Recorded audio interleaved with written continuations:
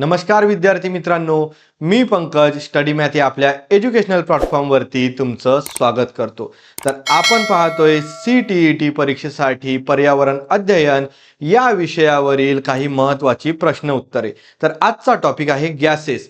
तर पाहूया पहिल्या प्रश्नापासून। आणि पहिला प्रश्न आहे, निम्नलिखित में से कौन सी ग्रीन हाउस गैस नहीं है। ठीक आहे, तर कुठली ग्रीन हाउस गॅस नाही है विचारलेला आहे। पर्याय आहे ए कार्बन डायऑक्साइड, बी आहे नायट्रस ऑक्साइड, सी हेलियम आणि डी मिथेन। तर पहा विद्यार्थी मित्रांनो, पहिल्यांदा तर आपल्याला ग्रीन हाउस गॅसेस काय आहेत हे महत्त्वाचं आहे।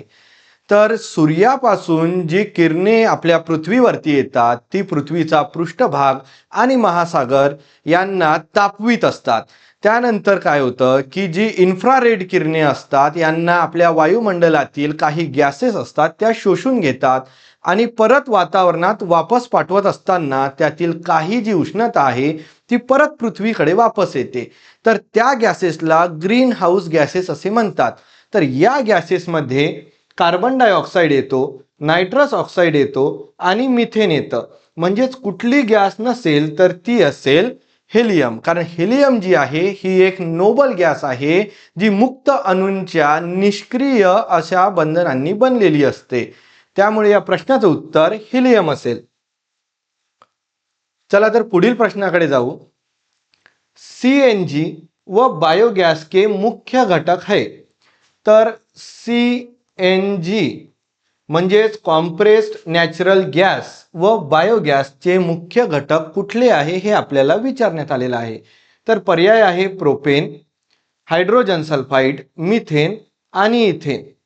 तर पहा मित्रांनो, CNG मध्ये जो आहे 80% ते 90% आणि बायोगॅस मध्ये 50% ते 75% पर्यंत मिथेन हा वायू असतो। आणि उरलेले वायू जे आहे हे इतर वायू सुद्धा असतात पण त्यांचे प्रमाण कमी प्रमाणात असते। तसेच आपण CNG पाहिलेला आहे, CNG मध्ये मिथेन असतो। तर त्यानंतर LPG म्हणजेच लिक्विड पेट्रोलियम गॅस यामध्ये जो आहे प्रोपेन व ब्युटेन असेल, प्रोपेन व ब्युटेन। ठीक आहे, तर त्यानंतर LPG मध्ये प्रोपेन व ब्युटेन असेल हे सुद्धा आपल्याला माहित असले पाहिजे। पुढील प्रश्नाकडे जाऊ। प्लास्टिक के पुनः उपयोग के दौरान निकलने वाले सबसे जहरीला पदार्थ कौन सा है। तर प्लास्टिक जाळल्यानंतर जवळजवळ प्रत्येकच जो पदार्थ त्यातून निघतो तो जहरीलाच असतो, म्हणजे विषारीच असतो। पण त्यामध्ये सुद्धा सर्वात विषारी असा कुठला पदार्थ आहे हे आपल्याला विचारण्यात आलंय।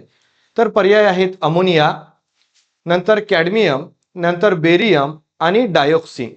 तर या प्रश्नाचं योग्य उत्तर हे डायऑक्सिन असेल।